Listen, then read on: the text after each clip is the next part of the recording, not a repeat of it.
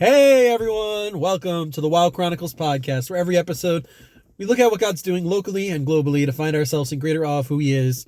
And here we are, episode 8 of the Celebrate Church tour. Guys, today I had a fun time at church, and we went to Fox River Christian Church, which is an interesting church because it's actually a multi-campus church, and they have 2 different campuses in Waukesha and 1 campus in Muskego. So I went to the North Campus today, which is their newer campus. And so Fox River Christian Church has a bigger campus off of Highway 164, I think. And that campus is like a huge mega church, right? They're super big. They host concerts there. They even had a men's conference there earlier this month that I was at with my dad. But this church that I was at today is their newer campus, which was actually built where Gold's Gym used to be in Waukesha. They turned it into a church more recently. And yeah, it was really cool to be able to go and to engage with a church that is newer and an expansion of a bigger church. Like, I love when bigger churches realize, what God tells us to do in Genesis, which is to be fruitful and multiply, right? So when a church gets so big, the natural next step is to say, like, okay, let's make more churches. Let's step out and like create new things. And I think that was really beautiful to be able to walk into this church today and see, like, they certainly still have the DNA of Fox River Church, like the big one, but they do it in a smaller capacity, which is really cool. And I think a lot of the time the Lord can move in a smaller capacity in ways that He can't move in such a big mega church, because, when there's a smaller community, people can connect more and actually feel seen and known. So really good stuff. So Fox River Christian is a non-denominational church. So this is my first non-denom church on our list, and non-denominational churches are very well known for being very accessible to new believers. Like, they're more along the lines of, I would say, like I would say the sermon in a non-denominational church almost feels more like a TED Talk. Like, it feels very accessible to people and not like, overly religious. There's not a lot of recitations like there's been at the churches that I've been going to more recently, the last few weeks. And there's just a lot of friendliness as well. Like, it's crazy. Like, when I was just driving into the church this morning, there was a guy in the parking lot, like, welcoming people and telling them to park. And you can tell, because that's like a very mega church thing, is to have like the parking attendants in the lot, like directing cars on where to park, because there's so many cars that they need a little bit of order outside. And they also have so many members in their church that they have people that are able to serve in that capacity to get people parked and things like that. But because this is the newer branch of Fox River, it was funny because, like, there was a guy directing parking, but like there were so many empty spots because it's like, again, it's the newer church, so it's not like the parking lot was overflowing, but they still had like this DNA of like, we're gonna welcome people in the parking lot. And like, the guy, as I was walking in, was like, hey, it's a little chilly out today, and I was like, thanks for your service, man. Like, sitting out in the cold, welcoming people in the lot. So that was really cool. Then I walked into the church and I went to the desk, and said I was a new member, and they filled out all my information. And whenever you go to their church and you're a new person, they actually give you a Starbucks gift card, which I don't really like Starbucks, so I just gave it to somebody else, like, during the church service. But I think that's cool that, like, when they have new members, they want to bless them immediately. They even gave me like a free donut card, but it was kind of sad because, like, at the end of service, like, I was talking to people so long that by the time I got to the donut desk, like, the donuts were already gone. So I didn't get a free donut either. But yeah, but if you come, you can get free Starbucks and a free donut. So very hospitable, very kind church in that respect. And then, yeah, like I said, this is a satellite campus of the bigger Fox River Church. And so when churches have like multiple different campuses, a common model is that they will have all the churches watch the same video sermon. Like, even if you're like, the church that the main Fox River Church might have had somebody preaching live, and then like there would be like a video version of that preaching that would be sent off to the other campuses. And so for this service today, like, for the sermon, we just watched a video of this woman that was preaching at the other building, or it was like a pre-recorded message. So I'll get to that in a second, but first I'll talk about the worship, because I really liked the worship here. It was very joyful, I would say. Joyful and like excited. And one thing I've always said about God, and like even like the name of the Wow Chronicles podcast, it's about like we should be saying wow at God. Like God is not boring, and like it can be easy in some traditions of worship to get bored of the musical style, but like the worship today was very, very exciting. Like the worship team was incredible. The guy who was leading worship was a younger guy named Christian, and I actually got to talk to him at the end of the service, and he told me that him and his wife Abby and their son Will, he has a 5-year-old son, and his wife and him have been married for 7 years, and he just recently started leading at the Fox River church campuses, and every week he'll like be around the different campuses. So some weeks he's at this north campus, some weeks he's at the other church campus, and they're still like praying with leadership about like which campus he's going to be like leading worship at more permanently in the future. So he's kind of like in a crazy stage right now, but he led with so much passion. He played guitar and we had drums. So yeah, very, very exciting. Different from the last few weeks where I've been in more like traditional churches where it's been more like piano and organ background music.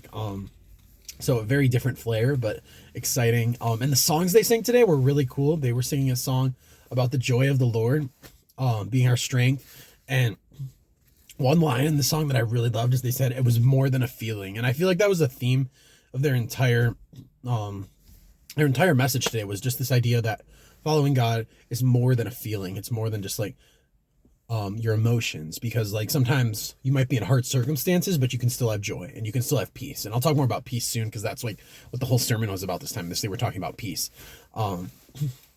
So yeah, I like that they mentioned that. And they also sang the worship song Same God, which I love. The worship song Same God. It's one of my favorite worship songs, where it's like, oh God, I need you. Oh God, I need you now. How I need you now. And the whole song just talks about how God was like the God of Moses, the God of David, the God of Mary, like the God of all these famous biblical characters. And that same God is the same God that serves us and wants to have a relationship with us and wants to wants to get to know us and to be there for us. And so it's really encouraging. I love songs like that where they really speak to the character of God, because it speaks to how God moved in the past and how our God is the same God yesterday, today, and forever. And so he's still moving today. And so that was really encouraging as well to hear in the message. And so one other thing that they mentioned at the beginning of the service and the other song that they did is it was a song about healing. And they mentioned the guy, he came up and spoke about this, that apparently at the Fox River churches, they have this thing where on the third Sunday of every month, they have a healing Sunday. So at the end of the services on the third Sunday of every month, they have altar workers come up to the front row, and they encourage anybody who wants to come up and receive prayer for healing to come up. And they even had anointing oil too. And so like they'll like anoint your head with oil and pray for healing over you, which I think that's really cool.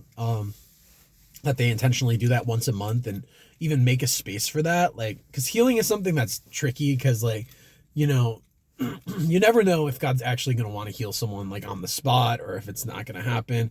But just like saying like the third week of every month, we're going to have a space where if God wants to heal, we are making ourselves available for prayer for people to be healed. And that leaving that space available like creates an opportunity for miracles to happen. And they might happen or they might not happen. Sometimes when you pray for people for healing, nothing happens. But sometimes the supernatural happens, and you're never going to see the supernatural happen if you don't make space to pray for it. And so I really thought that was cool that they mentioned that they do that the third Sunday of every month. And I even went up at the end of the service to receive prayer, because my asthma has been really bad recently, and I've been coughing up a storm and having to do my breathing treatment like every couple hours, like the last few nights. And so yeah, I just received some prayer for asthma, and then also for like some like spiritual and emotional stuff that's been going on too, like which maybe I'll talk about a little more as I go into the sermon. But before we go to the sermon, I also just want to talk about this church and its other ministries. Also, just like I didn't mention service times, I usually do that here. They have a 9:00 service and a 10:30 service at the North Campus, so you can go to either one. And again, like I noticed that the church is relatively small. Like even though it's a satellite campus of a mega church, like the building was relatively empty at the 10:30 service today. Like there were so many rows of chairs where there was only like one or two people in the chairs. And so I think that it's a very accessible church for like a new believer or someone who's just like looking to find community, because it is smaller and it's not going to be like so big and overwhelming, and you might actually feel more seen and valued. And so I think it's really cool how, even though it has the DNA of such like a big thing, like it's a small enough thing that's accessible where people can be involved. And so, anyways, so I wrote down here. Oh, another thing that they mentioned that I really liked is they mentioned that they have a spiritual gift survey, and I love that because like Holy Spirit is like one of my favorite things. But they said that they have opportunities like for people that wanted to sign up to join the prayer team or to join any other team. Like they have a test, you could scan a QR code and take the spiritual gifts test to like help you find out what might be your spiritual gifts that you can serve and use to advance the kingdom in any different ways in the church community. And so I love that. I remember the first time I took a spiritual gifts test like 10 years ago, and it was so powerful to be able to just like to learn more about how the way God made me can be used to help others and to serve. And purpose, like purpose really comes from knowing your spiritual gifts, because when you know the things that God's given you as talents and as abilities and as gifts, like then you can find purpose in your life as you're walking in those things. And so I thought it was cool that the church was encouraging its members to take that test and to grow in their spiritual gifts. And then they also were talking about next week. Next week they're having a Nacho Average Sunday is what they call it. And it's basically like next Sunday they're giving away free nachos to anyone who comes in. And they're like, bring a friend, get free nachos. It's Nacho Average Sunday. Get some nachos. And I was like, dang, I kind of wish I rolled the church tour next week for this church, because I love nachos. So maybe I'll go to one of the services next week just for some nachos. I don't know, but I highly recommend. But yeah, they have like a huge emphasis on making people feel like fellowship, right? Because that's what giving people free nachos does. Even like what I talked about earlier, how they give you a Starbucks gift card, they give you free donuts, like giving people all these blessings kind of to make them feel, you know, to be hospitable and to make them feel like they belong in the community. I think is really cool that the church emphasizes that stuff. They also, which I love, have a big emphasis on overseas missions. And we're talking in their service about how they have a school that they sponsor in Kenya where over 900 students were impacted this past year by the donations and the way that they've been able to support a school out in Kenya. They showed a little video of the kids out there, and then they encourage their congregation to sponsor. They have kids from that school that they allow child sponsorships for, where you can give like $25 a month or $300 a year. And I thought that was cool because I love child sponsorship. I've done it in the past in different seasons, and maybe I'll do it again in the future in some capacity. I think it's just really cool to be able to invest into a kid as they're growing up in a difficult situation and make them, give them an opportunity to grow in their life. And then they also mentioned that their high schoolers at the church are actually planning a missions trip to Kenya later this year. And they had it was pulled pork sandwiches they were like selling at the end of service for trying to raise money for their missions trip. And so really cool stuff that they're sending young people to Kenya to be able to get a taste of missions at such a young age. And they're really serving globally and locally, that's what I'm a huge fan of, local and global service of the kingdom. So really beautiful stuff there. So then, and the last thing I wanted to mention is they just also advertise a lot of other events. Like they have a women's event at the end of the month. They have a divorce care ministry for like people who have divorces and they like have trouble like talking about that. They have like a place where you can meet with other divorced people to process your emotions. And like I mentioned before, they had the men's conference hosted at the other campus like earlier this month that I went to with my dad. So the Fox River church community is very, very involved. They have such a variety of ministries that you can be involved in, and they're very outwardly focused, which is really cool to see. So I think that's most of the stuff to mention about that. So let's move to the sermon. So yeah, the sermon was about peace, as I aforementioned, and it's funny, like their website actually said like their theme of the year this year is Thrive in 2025. And I guess their sermon series right now is called When Darkness Descends. I think that's what this bulletin I think is telling me. And it says like the word for the day was, when darkness descends, I need God, and then I need peace. And there are 3 points of the sermon where I can have peace with God, I can have peace with Christ, and I can share peace with others. So like they were talking about how we can have peace with God because of Jesus, like because otherwise like we're enemies of God, right? We're enemies of God without Jesus coming and paving the way, because we're all sinners. We all have sinned against God, but we can have peace with God because Jesus made a way.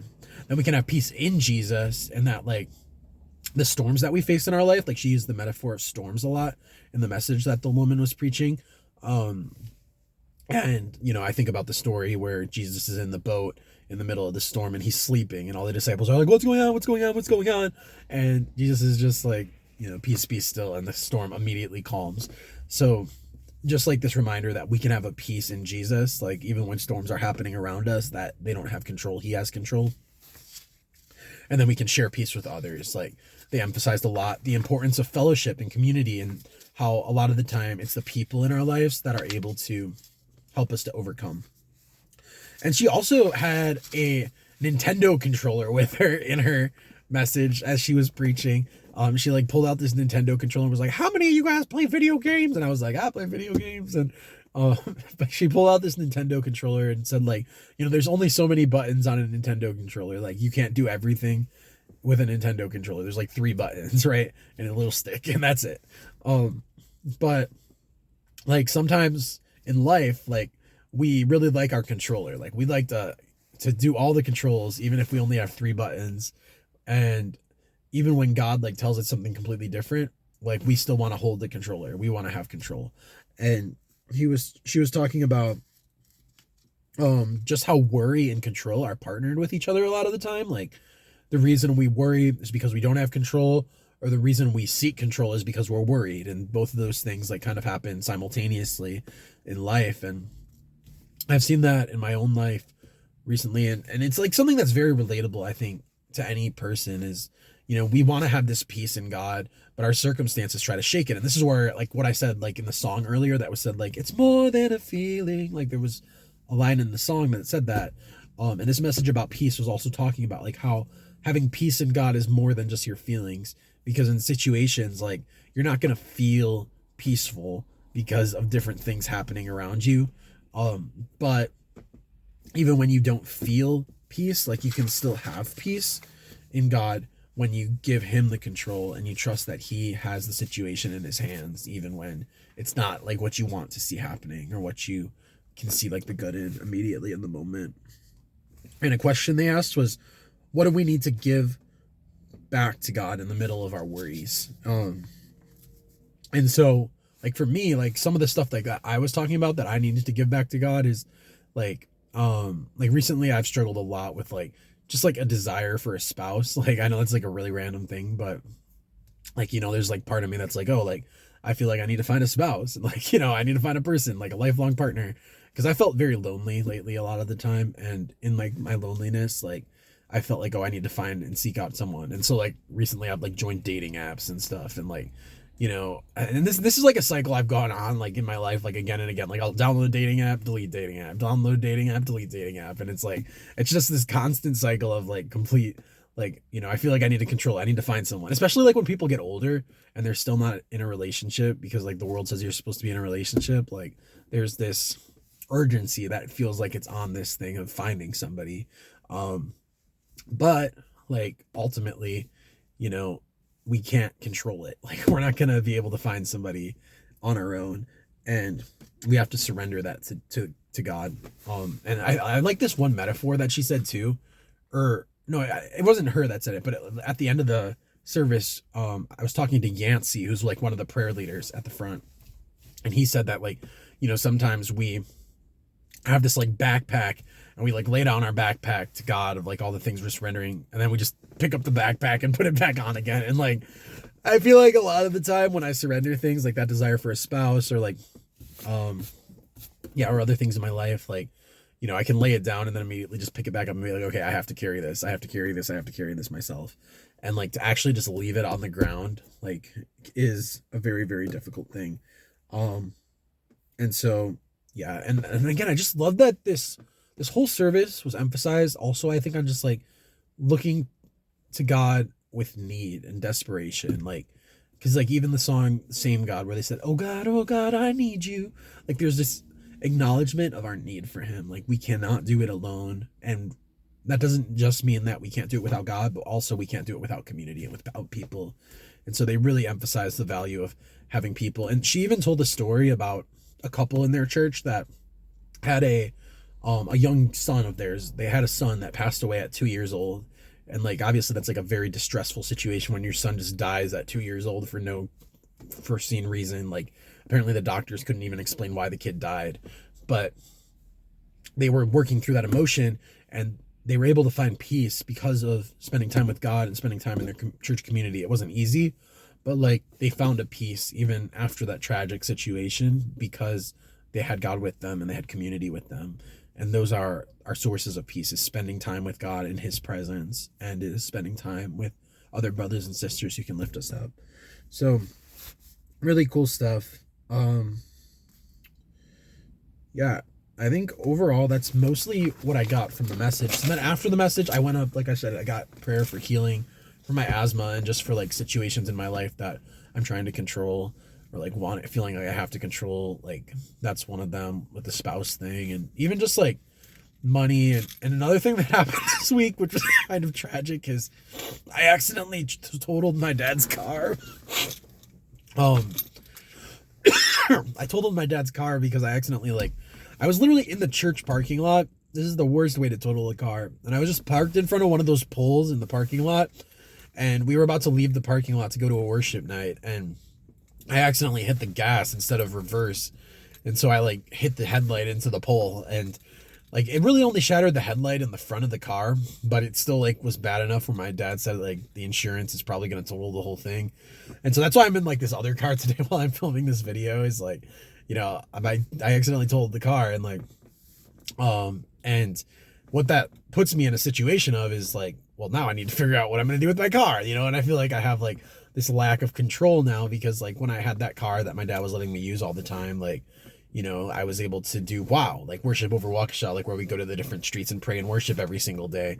But now, like, I've had to depend on people. Like, there's been days I've been to be like, hey, can like you give me a ride to this street because you need to pray over it, or like, you know, I'm having to lean on other people more, which like, in my human tendencies, I'm just like, I just want to go to the streets myself and pray for them, or like get in my car and I'll take us to the streets. But like, but now I've had to like lean into my friends, lean into my family, like depend on others, acknowledge like my weakness, that I can't do it alone. And like, I'm probably like, if I do get a new car, I'm probably gonna have to get a car loan, which is like a very like heavy thing, because like I don't like getting loans and into debt and blah blah blah. And so like there's a lot of that's like not easy for me, like as I'm transitioning into this, where I'm like having to surrender control in order for God to continue moving and doing the things in my life that he's called me to.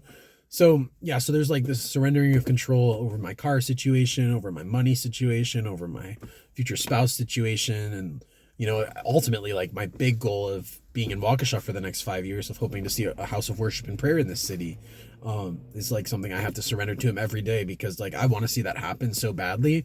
But like, I was reading a book like last year called Red Moon Rising. And in the book, they talk about how the 3 biggest things that stop prayer movements from happening on the earth are a lack of people, a lack of motivation, and a lack of money. And like, I think I have motivation the most, but even that like falls away sometimes. But like, people and money are not things I can create on my own. Like, I can't just like create like 100 people that are passionate about 24/7 prayer and worship, and I can't like just create $100 million to like to fund it. And so like, those are things I have to completely lean into God for, to provide those people that are going to be passionate and want to see worship and prayer and revival here in Waukesha.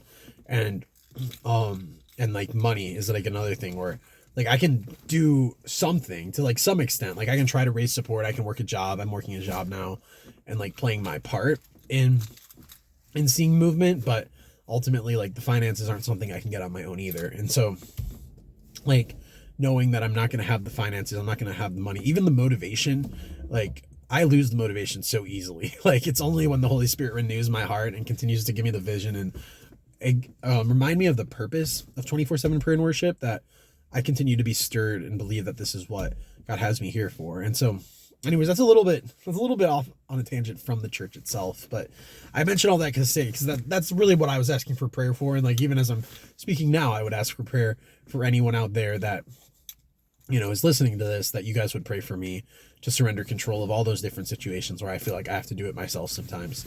But then besides that, another really random cool thing is my friend Angela was actually at this church this Sunday, which was so bizarre because like at the end of service, I saw her sitting in the back. And so I went up to her and I was like, Angela, you're here. And she's like, yeah, this is your church today. Cause like she knows about the Celebrate Church tour and I was telling her about it. And yeah, she was surprised that I was here and I was surprised she was there. And she was like, yeah, this is my first time here. I'm here with my friend Janet. She told me about her friend Janet that actually knew her 20 years ago, back when she was struggling with like alcohol addiction and stuff. And so like, she's had this big transformation in her life over 20 years. And her friend Janet has been able to see how much she's changed and grown. And it was really cool to be able to hear that part of her testimony, meet this Janet lady, and then talk to her. And then afterwards we went to the front, and that was when we prayed with the guy. Yazzie. I don't remember. Dang it. I know his name started with a Y. I said it earlier in the video, but I forgot it. But yeah, the guy whose name starts with a Y, like, Angela wanted to go up and receive prayer for healing as well. So she got some prayer for healing for her tooth and her shoulder and her back, I think, where she's been having some pain.